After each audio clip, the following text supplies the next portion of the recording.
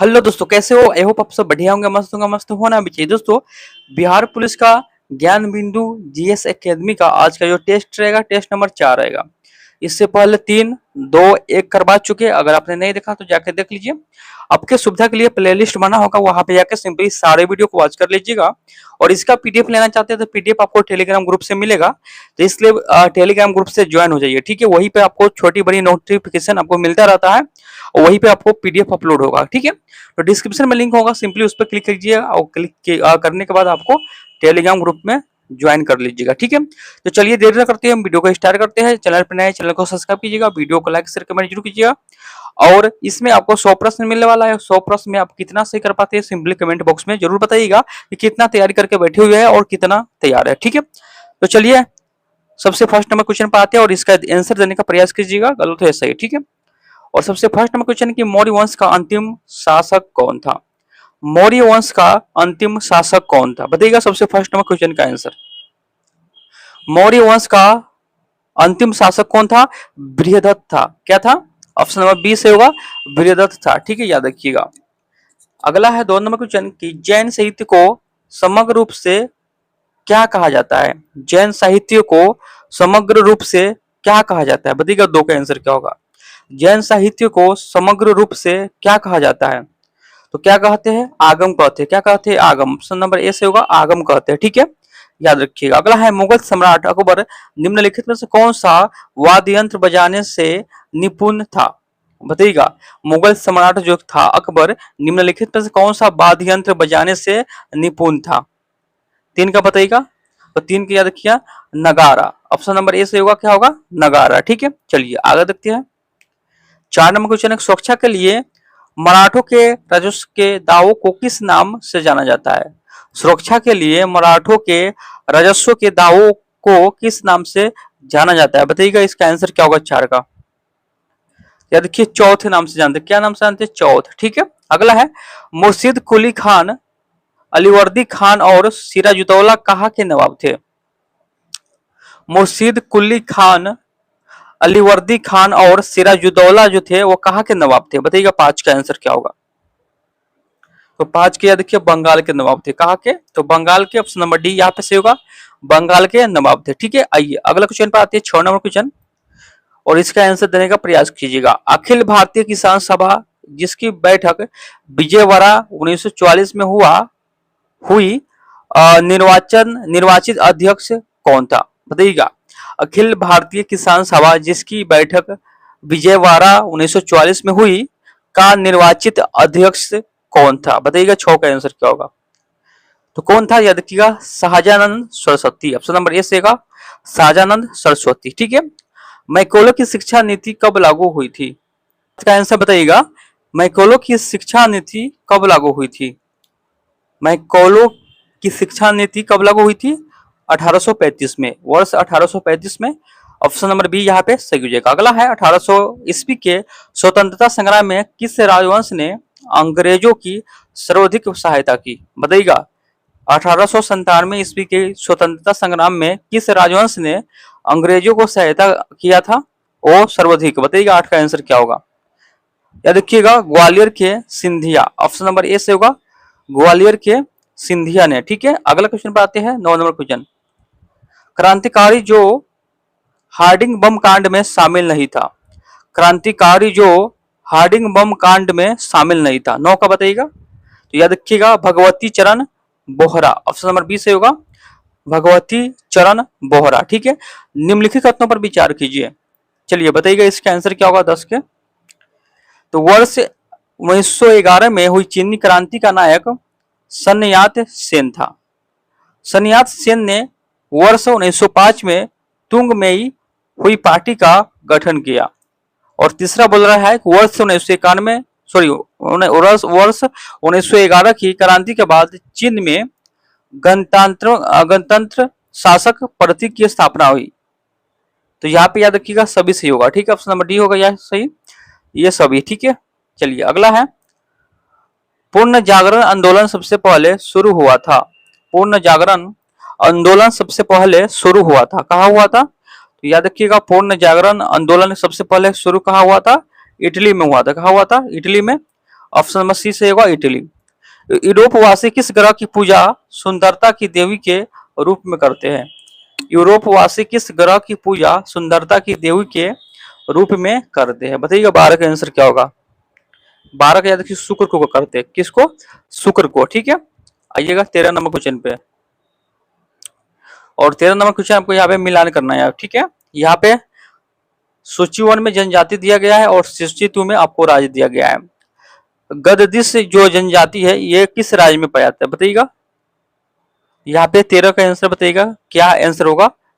या देखिएगा हिमाचल प्रदेश में पाया जाता है। ये जो है हिमाचल प्रदेश में पाया जाता है। टोडा कहाँ पाया जाता है? टोडा टो से टोडा और टो से तमिलनाडु। खासी का पाया जाता है, खासी मेघालय में पाया जाता है। और नागा जो है मणिपुर में पाया जाता है। ठीक है, यहाँ पे कोट में कौन सही होगा? ऑप्शन नंबर डी यहाँ पे सही हो जाएगा। ठीक है, अगला है मयूरभंज खाने किसके लिए जानी जाती है? मयूरभंज खाने किसके लिए जानी जाती है? तो 14 का यहाँ पे सी होगा लव अयस के लिए।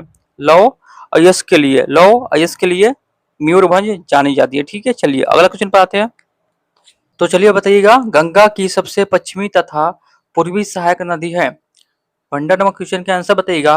गंगा की सबसे पश्चिमी तथा पूर्वी सहायक नदी है, कौन होगा बताइएगा। 15 का बताइएगा आंसर क्या होगा। तो 15 का ऑप्शन नंबर ए होगा रामगंगा तथा महानंदा। ऑप्शन नंबर ए रामगंगा तथा महानंदा। प्रति 1000 पुरुष पर महिलाओं की संख्या क्या कहलाता है? बताइएगा। प्रति 1000 पुरुषों पर महिलाओं की संख्या क्या कहलाता है? बताइएगा। 16 का आंसर क्या होगा। तो क्या कहलाता है? या देखिए लिंगानुपात कहलाता है। क्या कहलाता है? लिंगानुपात कहलाता है। ठीक है, सूची 1 में आपको अभ्यारण्य दिया गया है और सूची 2 में आपको राज्य दिया गया है। ठीक है, तो यहाँ पे आपको क्या करना है? सुमेलित करना है, मिलान करना है। ठीक है, चलिए मिलान करते हैं 17 का। बताइएगा इसका आंसर क्या होगा। बादीपुर बताइएगा ये आपको किस राज्य में है? बताइएगा बादीपुर। 17 का बताइएगा क्या होगा। तो बादीपुर हो जाएगा आपको कर्नाटक में। क्या होगा? कर्नाटक में होगा। और मेलघाट, मेलघाट कहाँ होगा? तो महाराष्ट्र में होगा। ठीक है, और बक्सा कहाँ होगा? तो बक्सा जो बात करें हम कहाँ हो जाएगा? तो बक्सा हो जाएगा आपको पश्चिम बंगाल में। और परोई पखोई हो जाएगा आपको और अरुणाचल प्रदेश में। यानी एक के दो किस में है? एक के दो आपको ऑप्शन नंबर बी में है, यही सही हो जाएगा। ठीक है, अगला है झारखंड में झूम कृषि को कहते हैं। झारखंड में झूम कृषि को क्या कहते हैं? बताइएगा। 18 का आंसर क्या होगा। तो झारखंड में झूम कृषि को आपको करुआ बोलते हैं। क्या बोलते हैं? करुआ। ऑप्शन नंबर सी यहाँ पे सही हो जाएगा। निम्नलिखित में से कौन सी सही सुमेलित नहीं है? कौन सी है जो सही सुमेलित नहीं है? तो याद रखिएगा जवाई परियोजना ये तमिलनाडु में नहीं है, ये आपको सही सुमेलित नहीं है, याद रखिएगा। ठीक है, आइए अगला है किस संविधान संशोधन के तहत दादर एवं नागर हवेली को भारत में शामिल कर उन्हें केंद्र शासित प्रदेश का दर्जा दे दिया गया? बताइएगा इसका आंसर क्या होगा। 20 का आंसर बताइएगा क्या होगा। तो याद रखिएगा 10वां संविधान संशोधन के द्वारा। ठीक है, आइएगा 21 नंबर क्वेश्चन पर। किस अधिनियम के फलस्वरूप वर्मा भारत से अलग हुआ? किस अधिनियम के फलस्वरूप वर्मा यानी बर्मा भारत से अलग हुआ? बताइएगा 21 का आंसर क्या होगा। 21 के सी याद रखिएगा गवर्नमेंट ऑफ इंडिया एक्ट 1935 के तहत। ठीक है, अगला है उन मौलिक अधिकारों का चयन करें जो भारतीय नागरिकों को प्राप्त है परंतु गैर नागरिकों को नहीं। ठीक है, भारतीय नागरिक को प्राप्त है, गैर नागरिक को नहीं प्राप्त है। ठीक है, ये आपको मिलान करना है। 22 का बताइएगा कौन सा हो जाएगा। 22 का बताइएगा। तो ऑप्शन में दिया गया है एक में कि भाषण व अभिव्यक्ति की स्वतंत्रता, भाषण व अभिव्यक्ति की स्वतंत्रता। और 2 में दिया गया है कानून के समक्ष समानता। 3 में दिया गया है अल्पसंख्यकों के अधिकार और 4 में दिया गया है जीवन एवं स्वतंत्रता का संरक्षण। बताइएगा 22 का आंसर क्या होगा। तो 22 क्या देखिएगा 1 और 3 यहाँ पे सही होगा। 1 और 3 किस में है? 1 और 3 यानी भाषण व अभिव्यक्ति की स्वतंत्रता, अल्पसंख्यकों की अधिकार, यहाँ पे याद रखिएगा। अगला है भारत की लोकसभा की प्रथम महिला अध्यक्ष रही। भारत की लोकसभा की प्रथम महिला अध्यक्ष रही। बताइएगा भारत की लोकसभा की प्रथम महिला अध्यक्ष रही। बताइएगा 23 का आंसर क्या होगा। 23 का याद रखिएगा कौन होगा? मीरा कुमार। अगला है भारतीय संविधान का कौन सा अनुच्छेद राष्ट्रपति के पद के लिए पुनः निर्वाचित की योग्यता निर्धारित करता है? बताइएगा। भारतीय संविधान का कौन सा अनुच्छेद है राष्ट्रपति के पद के लिए पुनर्निर्वाचन की योग्यताएं निर्धारित करता है? 24 का बताइएगा। 24 के अधिकार अनुच्छेद 57, अनुच्छेद 57। अगला है, भारतीय संसद राज्य के किसी विषय पर कानूनी बनाने के लिए सक्षम है यदि यदि क्या बताइएगा। भारतीय संसद राज्य के किसी विषय पर कानून बनाने के लिए सक्षम है यदि यदि क्या अनुच्छेद 352 के अंतर्गत आपात स्थिति लागू हो, देश के दो या दो से अधिक विधानसभा इसका अनुमोदन करे। ऑप्शन नंबर डी होगा, ए और बी सही होगा। तो चलिए 26 नंबर क्वेश्चन है कि भारत के सर्वोच्च न्यायालय में किस वर्ष न्यायाधीशों की नियुक्ति के लिए कॉलेजियम व्यवस्था को अपनाया था? बताइएगा इसका आंसर क्या होगा। भारत के सर्वोच्च न्यायालय में किस वर्ष न्यायाधीशों की नियुक्ति के लिए कॉलेजियम व्यवस्था को अपनाया था? बताइएगा 26 का आंसर क्या होगा। बताइएगा आप लोग 26 का आंसर क्या होगा फटाफट। 26 का ऑप्शन नंबर ए होगा 1993 में। कब? 1993 में। सरकारिया आयोग की सिफारिश का संबंध है। सरकारिया आयोग की सिफारिश का संबंध है। बताइएगा 27 का। तो याद रखिएगा केंद्र और राज्य के पारस्परिक संबंध में से, केंद्र और राज्य के पारस्परिक संबंध में से, ठीक है। आइएगा, प्रति व्यक्ति आय निकालने के लिए राष्ट्रीय आय को भाग दिया जाता है। प्रति व्यक्ति आय निकालने के लिए राष्ट्रीय आय को भाग दिया जाता है तो देश के कुल जनसंख्या से भाग दिया जाता है। सरकार द्वारा पुरानी मुद्रा को समाप्त कर नई मुद्रा चलाना कहलाता है। सरकार द्वारा पुरानी मुद्रा को समाप्त कर नई मुद्रा चलाना कहलाता है। क्या कहलाता है? याद रखिएगा, विमुद्रीकरण कहलाता है। क्या कहलाते हैं? विमुद्रीकरण कहलाता है, ठीक है। चलिए आइएगा अगला क्वेश्चन और इसको मिलान करना है, ठीक है। सूची 1 सूची 2। चलिए यहाँ पे सूची 1 को सूची 2 से सुमेलित कीजिए तथा सूचियों के नीचे दिए गए कोड का सही प्रयोग करके उत्तर का चयन कीजिए। चलिए 30 का बताइएगा आंसर क्या होगा फटाफट। तो 30 के याद रखिएगा, खाद्य उत्पादन में वृद्धि, ये होगा आपको हरित क्रांति से संबंध है। दूध उत्पादन, दूध, तो दूध क्या होता है? उजला होता है। तो चलिए हम ऐसे ही कर लेते हैं, ठीक है। दूध क्या होता है? तो दूध आपको उजला होता है, इसलिए श्वेत हो जाएगा, ठीक है। उसके बाद मत्स्य पालन, मत्स्य पालन या उर्वरक या खाद्य उत्पादन में वृद्धि, ये अगर मान लीजिए यहाँ पे बी है तो बी का क्या है? 3 है। तो बी का 3 किस में है? बी का 3 किस में है? यहाँ पे देखिए, यहाँ पे बी का 3 किस में है? तो यहाँ पे बी का हम 3 देखेंगे किस में है। तो एक नंबर में देखेंगे कि यहाँ बी के 3 यहाँ पे है, यहाँ पे है ना। यहाँ पे देखिए, एक का एक ए हो गया और बी का यहाँ पे 3 है, एक का 3 हो गया और यहाँ बी का 1 है। तो बी का यहाँ पे हम मान लीजिए हमको ये याद है, दूध उत्पादन किससे है? तो श्वेत क्रांति से ये संबंध है, ठीक है। तो ये हमको याद है। तो सिंपली बी का क्या है? बी का क्या है? यहाँ पे 3 है। तो बी का क्या है? बी का 3 पे 3 है और ये तीनों में नहीं है, तो ऑप्शन नंबर ए यही सही हो जाएगा, ठीक है। एग्जाम में आप ऐसे ही कीजिएगा, अगर एक आपको मिल जाए तो बाकी आपको ढूंढने की जरूरत नहीं है। इससे आपको समय बचत होगा और टाइम आपको मतलब कि टाइम में मतलब आगे आप कुछ कर सकते हैं, यानी टाइम का बचत होगा, ठीक है। तो चलिए यहाँ पे हम बता देते हैं। यहाँ पे खाद्य उत्पादन में वृद्धि ये हो जाएगा आपको हरित क्रांति से। दूध उत्पादन जो होगा आपको ये श्वेत क्रांति से होगा। मत्स्य पालन आपको नीली क्रांति से होगा और उर्वरक हो जाएगा आपको भूरी क्रांति के, यानी ऑप्शन नंबर ए यहाँ पे सही हो जाएगा, ठीक है। सिंपली यहाँ पे टिक लगाइएगा और आगे बढ़ते चलिएगा, ठीक है, आपका सही हो जाएगा, ठीक है। इससे समय की बचत होगा, याद रखिएगा। अगला है, निम्नलिखित में से कौन सा युग्म सही है? पंचवर्षीय योजना, यहाँ पे मॉडल दिया गया है। 31 का बताइएगा कौन सा युग्म है जो सही है? बताइएगा इसका आंसर क्या होगा 31 का। चलिए 31 का बताइएगा आंसर क्या होगा यहाँ पे। तो 31 यहाँ पर सी दिया गया, यानी 1 और 2 सही है, ठीक है। यहाँ पर 1 और 2 सही है। यहाँ पे 1 और 2 क्या है? प्रथम पंचवर्षीय योजना हरुद डोमर मॉडल और द्वितीय पंचवर्षीय योजना पीसी महाल महाल नोबिस मॉडल। यहाँ पे 1 और 2 सही है, ठीक है। यहाँ पे याद रखिएगा, ठीक है। आइए अगला कुछ क्वेश्चन पर आते हैं। अगला क्वेश्चन है कि अप्रत्यक्ष कर से संबंधित समिति, अप्रत्यक्ष कर से संबंधित समिति कौन है? बताइएगा 32 का। तो 32 का सी होगा रेखा समिति हो जाएगा, रेखा समिति। भारत में न्यूनतम मजदूरी अधिनियम कब लागू किया गया था?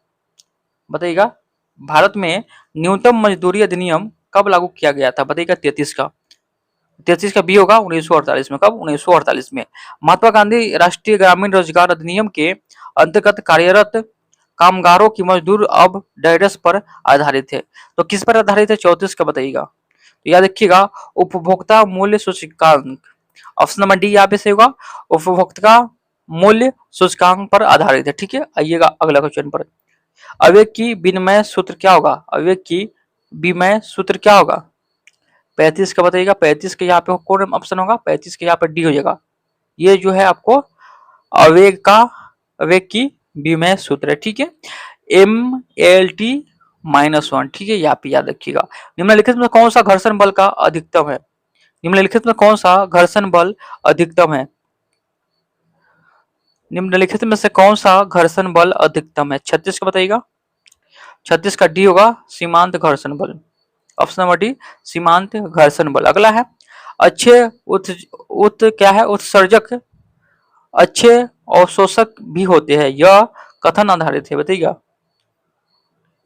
अच्छे उत्सर्जक अच्छे अवशोषक भी होते हैं, यह कथन आधारित है, किस पर आधारित है बताइएगा 37 का। तो 37 का किरचॉफ के नियम पर, किरचॉफ के नियम पर, ऑप्शन नंबर सी किरचॉफ के नियम पर। विशिष्ट प्रतिरोध का ऐसे मात्रक है, विशिष्ट प्रतिरोध का ऐसे मात्रक है बताइएगा 38 का। याद रखिएगा ओम मीटर, क्या है ओम मीटर। निम्नलिखित में कौन अनुचुंबकीय वस्तु है, निम्नलिखित में से कौन अनुचुंबकीय वस्तु है बताइएगा। यहाँ पे 39 का आंसर, तो 39 का यहाँ पे बी होगा, क्या होगा गंधक, क्या होगा गंधक। प्रकाशीय फाइबर किस सिद्धांत पर कार्य करता है, प्रकाशीय फाइबर किस सिद्धांत पर कार्य करता है बताइएगा 40 का। तो प्रकाशीय फाइबर जो है वो पूर्ण आंतरिक परिवर्तन पर कार्य करता है, क्या करता है पूर्ण आंतरिक परिवर्तन पर कार्य करता है। चलिए आगे देखते हैं। एक व्यक्ति अपने चश्मे के बिना अखबार नहीं पढ़ सकता, उसको किस दोष से ग्रसित होने की अधिकतम संभावना है। यानी एक व्यक्ति है जो चश्मे के बिना अखबार नहीं पढ़ सकता है, उसे कौन सा दोष हुआ है। तो 41 की याद रखिएगा, 41 की याद रखिएगा, उसे दूर दृष्टि दोष हुआ है। ठीक है, यानी निकट का वस्तु नहीं दिखाई देता है, उसको दूर दृष्टि दोष हुआ है, और दूर का वस्तु नहीं दिखाई दे उसे निकट दृष्टि दोष बोलते हैं। ठीक है, चलिए यहाँ पे अगला क्वेश्चन पाते हैं 42 नंबर कि बिहार का पहला एवं देश का दूसरा वानिकी कॉलेज किस जिले में बनाया जा रहा है। बिहार का पहला एवं देश का दूसरा वानिकी कॉलेज किस जिले में बनाया जा रहा है बताइएगा 42 का। तो 42 का मुंगेर हो जाएगा, ऑप्शन नंबर बी मुंगेर में। ठीक है, याद रखिएगा। 43 नंबर क्वेश्चन है कि डीएनए की ध्रुवकुंडलित संरचना में उपस्थित बंध का प्रकार है बताइएगा। डीएनए की द्विकुंडलित संरचना में उपस्थित बंध का प्रकार है। तो 43 का बताइएगा, 43 का कौन आंसर होगा। तो 43 का याद रखिएगा हाइड्रोजन बंधित, ऑप्शन नंबर सी हाइड्रोजन बंधित। निम्न में से किस अम्ल का प्रयोग जीवाणुनाशक के रूप में होता है, निम्न में से किस अम्ल का प्रयोग जीवाणुनाशक के रूप में होता है बताइएगा 44 का। तो याद रखिएगा फॉर्मिक अम्ल, ऑप्शन नंबर ए फॉर्मिक अम्ल। चलिए यहाँ पे मिलान करना है, आपको मिलान कीजिए। यहाँ पे निम्नलिखित विलयन तथा उसके पीएच मान को सुमेलित कीजिए। चलिए 45 का बताइएगा क्या होगा, फटाफट दीजिएगा आंसर क्या होगा 45 का। चलिए 45 का बताइएगा आंसर क्या होगा यहाँ पे। तो चलिए यहाँ पे आपको सबसे पहले हम देखते हैं यहाँ पे क्या, सबसे पहले 45 में है क्या, कौन सा है ए में सांद्र SCI, इसका जो पीएच मान है वो कितना होगा बताइएगा। 45 का आंसर बताइएगा फटाफट क्या होगा। तो सांद्र यानी HCI, इसका जो होगा वो क्या होगा, इसका जो होगा वो क्या होगा बताइएगा 45 का फटाफट आंसर दीजिएगा। तो इसका जो होगा ये आपको हो जाएगा 0 हो जाएगा यहाँ पे। ठीक है, और नींबू का रस होगा ये क्या होगा बताइएगा। नींबू का रस का जो पीएच मान होगा वो 2.5 होगा, तन्नू का 13.0 होगा, और शुद्ध जल का 7.0 हो जाएगा। ठीक है, यहाँ पे याद रखिएगा। चलिए यहाँ पे कोट में होगा ऑप्शन नंबर ए, यहाँ पे होगा सॉरी ऑप्शन नंबर डी होगा 1 2 3 4। ठीक है, आइए अगला है आवर्त सारणी में बाएं से दाएं ओर जाने पर प्रवृत्तियों के बारे में कौन सा कथन असत्य है। 46 का आंसर बताइएगा क्या होगा। चलिए बताइएगा कि आवर्त सारणी में बाएं से दाएं ओर जाने पर प्रवृत्तियों के बारे में कौन सा कथन है जो असत्य है। 46 का बताइएगा। तो 46 के यहाँ पे ऑप्शन नंबर सी होगा, परमाणु सरलता से इलेक्ट्रॉन का त्याग करते हैं, परमाणु सरलता से इलेक्ट्रॉन का त्याग करते हैं। झूठा सोना के नाम से जाना जाता है। झूठा सोना के नाम से जाना जाता है। बताइए इसका आंसर क्या होगा 47 का। 47 का बी होगा FeS2। ठीक है। कोसी परियोजना किसकी संयुक्त परियोजना है? कोसी परियोजना किसकी संयुक्त परियोजना है? बताइएगा 48 का। 48 का बिहार नेपाल का। बिहार नेपाल का। बिहार का शोक कौन होता है? बिहार का जो शोक बोलते हैं, शोक किस नदी को बोलते हैं? तो कोसी नदी को बोलते हैं, याद रखिएगा। निम्न में से कौन सा RDX का दूसरा नाम है? निम्न में से कौन सा RDX का दूसरा नाम है? 49 का बताइएगा। तो यहाँ पे साइक्लोनाइट हो जाएगा ऑप्शन नंबर सी। साइक्लोनाइट दूसरा नाम है। कौन सा हार्मोन लॉरो और उरो हार्मोन कहलाता है? कौन सा हार्मोन जो है लॉरो और उरो हार्मोन कहलाता है? बताइएगा 50 का। या देखिए एंड्रीलेनिन कहलाता है। क्या है? कौन सा हार्मोन हो जाएगा था? एंड्रीलेनिन कहलाता है। ठीक है। अगला है सभी दलों संबंधित होते हैं कुल। सभी दलों संबंधित होते हैं कुल। बताइएगा 51 का आंसर क्या होगा? सभी दलें सभी दालें सभी दालें संबंधित होते हैं कुल क्या? कुल लेग्यूमिनोसी से। लेग्यूमिनोसी से। ठीक है। ऑप्शन नंबर बी यहाँ पे सही होगा। पक्षियों में प्राय एक ही कार्य होता है। पक्षी में प्राय एक ही क्या होता है? कार्य नहीं, क्या होगा। ठीक है। पक्षियों में प्राय एक क्या होता है? बताइएगा 52 का। अंडाशय होता है। ऑप्शन नंबर डी अंडाशय। राइबोसोम निर्मित होते हैं। राइबोसोम निर्मित होते हैं तो RNA प्रोटीन से। RNA और प्रोटीन से। ठीक है। अगला है उपस्थिति में पाई जाने वाली प्रोटीन है। उपस्थिति में पाई जाने वाली प्रोटीन है कॉन्ड्रीन हो जाएगा। Option number A chondrin. ठीक है। आलू में ब्लैक हार्ट का कारक कौन है? आलू में ब्लैक हार्ट का कारक कौन है? बताइए 55 का आंसर क्या होगा? बोरॉन की कमी। ऑप्शन नंबर बी बोरॉन की कमी। ठीक है। स्तनपान के दौरान किस हार्मोन के कारण स्तन से दूध निकलता है? स्तनपान के दौरान किस हार्मोन के कारण स्तन से दूध निकलता है? 56 का आंसर बताइएगा। 56 का सी होगा प्रोलेक्टिन। यहाँ पे सी होगा प्रोलेक्टिन। ठीक है। अगला है निम्नलिखित में से किस कोशिकाओं से इंसुलिन का रिसाव होता है? निम्नलिखित में से किस कोशिकाओं से इंसुलिन का रिसाव होता है? बताइएगा 57 का। तो 57 यहाँ पे बी होगा बी कोशिकाएं, यानी बीटा हो जाएगा यहाँ पे। ठीक है। अगला है एबीओ रुधिर ग्रुप प्रणाली का आविष्कार किसने किया था? एबीओ रुधिर ग्रुप प्रणाली का आविष्कार किसने किया था? 58 का बताइएगा। 58 का सी होगा कार्ल लैंडस्टीनर। Karl Landsteiner. ठीक है। अगला है निम्न में से किस कृत्रिम के कारण हाथी पांव होता है? निम्न में से किस कृमि, यहाँ पे होगा कृमि के कारण, निम्न में से किस कृमि के कारण हाथी पांव होता है? बताइएगा 59 का। 59 का सी होगा फाइलेरियाई कृमि। फाइलेरियाई कृमि। किसे फॉरेस्ट मैन ऑफ इंडिया कहा जाता है? किसे फॉरेस्ट मैन ऑफ इंडिया कहा जाता है? बताइएगा 60 का। यादव पायक को क्या बोलते हैं? यादव पायक के बोलते हैं। मानव जाति पर्यावरणीय प्रदूषण कहलाते हैं। मानव जाति पर्यावरणीय प्रदूषण कहलाते हैं। बताइएगा यहाँ पे 61 का आंसर क्या होगा? 61 का बताइएगा आंसर क्या होगा? क्या कहलाते हैं? तो 61 के यहाँ पे डी होगा। ठीक है। एंथ्रोजोनिक एंथ्रो एंथ्रो एंथ्रियो एंथ्रियोजेनिक। ठीक है। वर्ष 1962 में प्रकाशित पुस्तक साइलेंट स्प्रिंग, जिससे विश्व के पर्यावरणीय आंदोलन के गति मिली, के लेखक है? बताइएगा 62 का आंसर क्या होगा? 62 का सी होगा रेचर कार्सन। रेचर कार्सन। ठीक है। आइए आप और राजधानी चयन करें। असत्य मिलान का चयन कीजिए। 63 का बताइएगा। 63 का असत्य कौन है? ऑप्शन नंबर सी हो जाएगा। ठीक है। निम्नलिखित में से कौन सा असत्य कथन है? बताइएगा 64 का। तो याद रखिएगा यहाँ पे क्या होगा? अंतर्राष्ट्रीय सीमा शुल्क व उत्पादन दिवस 26 जनवरी को, विश्व मौसम विज्ञान दिवस 23 मार्च को, अंतर्राष्ट्रीय साक्षरता दिवस 8 सितंबर को राष्ट्रीय पथ दिवस 14, ये आपको गलत होगा। ऑप्शन नंबर डी क्या है, गलत होगा। ठीक है, 64 का जो होगा ऑप्शन नंबर डी गलत होगा। अगला क्वेश्चन पाइएगा, कौन सा कथन जो है वो असत्य है? पुस्तक है, यहाँ पे लेखक दिया गया, 65 का बताइएगा, तो 65 का यहाँ पे डी हो जाएगा। ठीक है, ये भी कथन गलत है। ललित कला अकादमी की स्थापना किस वर्ष किया गया था? ललित कला अकादमी की स्थापना किस वर्ष किया गया था? ललित कला अकादमी की स्थापना किस वर्ष किया गया था? तो 66 की याद रखिएगा, ऑप्शन बी 1954 में। कब? 1954 में। निम्न राज्य केंद्र शासित राज्यों में जरवा जनजाति का निवास स्थान है। निम्न राज्य केंद्र शासित राज्यों में जरवा जाति जनजाति का निवास स्थान बताइएगा। तो निवास स्थान क्या है? अंडमान और निकोबार। अंडमान और निकोबार राइट आंसर बी होगा। केली गोपाल किस राज्य की लोक नृत्य शैली है?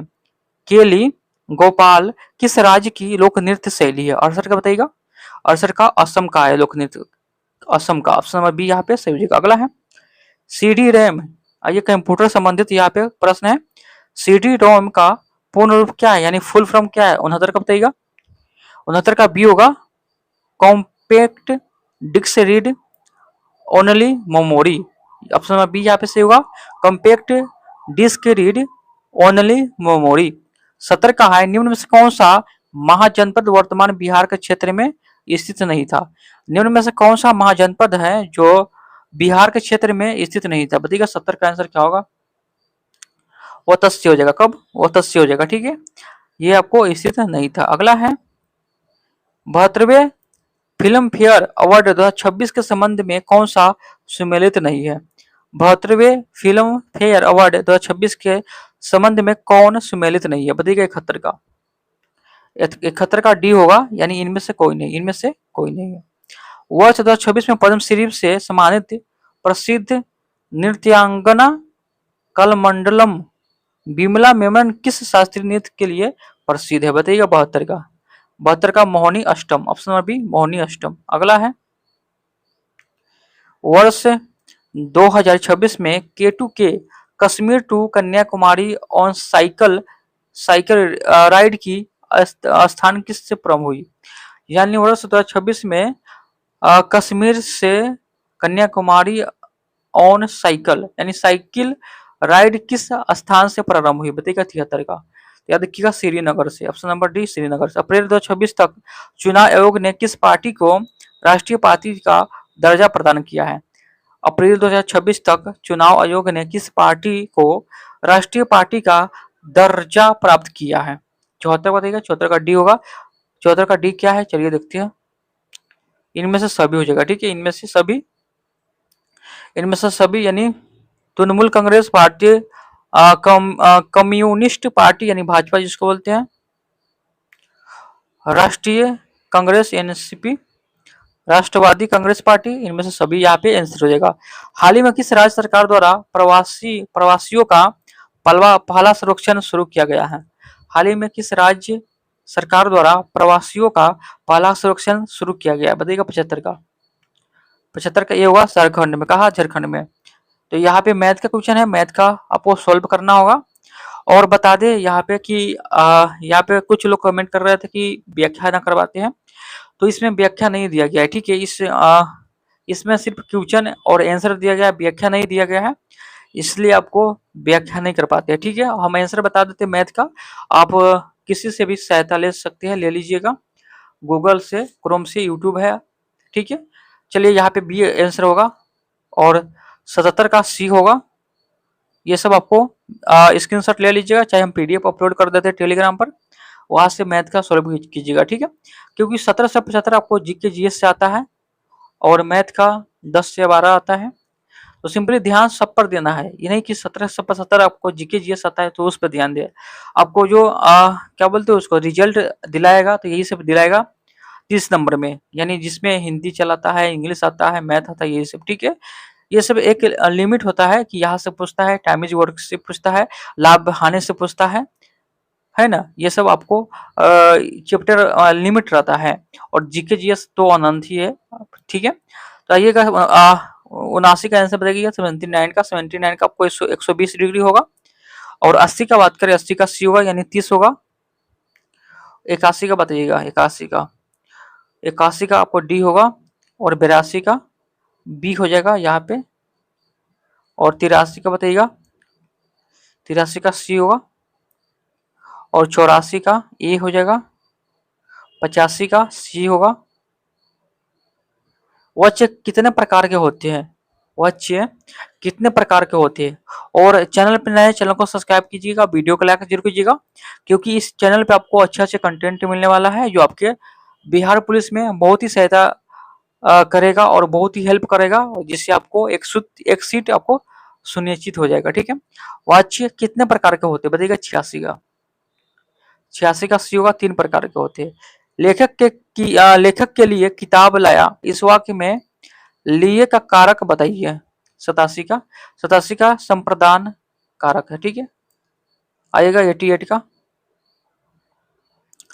88 के दिए गए शब्द के परिभाषित शब्द का चयन कीजिए। चयन करें व्यवधान, 88 का बताइएगा, 88 का ए होगा बाधा। ठीक है, दिए गए वाक्यांश के लिए एक शब्द दीजिए जिसका कोई आधार न हो, जिसका कोई आधार न हो, तो 89 का डी होगा निराधार हो जाएगा ये। हिंदी भाषा में कितने स्वर होते हैं, हिंदी भाषा में 11 स्वर होते हैं। कितने होते हैं, 11 स्वर होते हैं। ठीक है, यहाँ पे याद रखिएगा 90 का। काले तिल चबाना मुहावरे का अर्थ क्या है, काले तिल चबाना मुहावरे का अर्थ क्या होगा, तो याद रखिएगा पराधीन होना, पराधीन होना। अत्याचार का सही संधि विच्छेद, अत्याचार का, तो याद रखिएगा अति प्लस आचार। सही वर्तनी वाले शब्द का चयन कीजिए, सही वर्तनी वाले शब्द का चयन कीजिए, तो याद रखिएगा प्रियदर्शी हो जाएगा। और यहाँ पे इंग्लिश का क्वेश्चन है, बताइएगा 94 का कौन सा यहाँ पे सेंटेंस होगा, बताइएगा 94 का, याद रखिएगा फ्लाइट हो जाएगा। ठीक है, और यहाँ पे बताइएगा 95 का आंसर क्या होगा, 95 का क्लीन हो जाएगा। ठीक है, 96 का बताइएगा, तो 96 का डी होगा, और 97 का भी डी होगा। ठीक है, 98 का सी होगा यहाँ पे, और 99 का भी डी होगा यहाँ पे। ठीक है, और 100 का बात करें, 100 का आपको सी हो जाएगा। ठीक है, यहाँ पे याद रखिएगा। तो यहाँ पर आपको 100 क्वेश्चन समाप्त होता है, और इसका पीडीएफ आपको टेलीग्राम पर मिल जाएगा, तो आपको टेंशन लेने की जरूरत नहीं है। ठीक है, सिंपली आपको डिस्क्रिप्शन में लिंक होगा, वहाँ पे टेलीग्राम का लिंक होगा, वहाँ पे जाकर ज्वाइन हो जाइए, आपको डिस्क्रिप्शन में लिंक होगा, और वहाँ पे आपको पीडीएफ अपलोड कर चुके हैं, जो वीडियो कंप्लीट हो चुका है, यानी 3, 2, 1, और आज का सेट 4 है, तो ये भी आपको पीडीएफ अपलोड होगा। ठीक है, तो सिंपली जाइए, ज्वाइन हो जाइए, और चैनल पर नए, चैनल को सब्सक्राइब कीजिए, क्योंकि अच्छे अच्छे कंटेंट के लिए हमारे चैनल को सब्सक्राइब कीजिए, जो आपके आने वाले वैकेंसी में काफ़ी हेल्प करेगा। ठीक है, तो चलिए फिर एक नए वीडियो के साथ में, जय हिंद, जय भारत।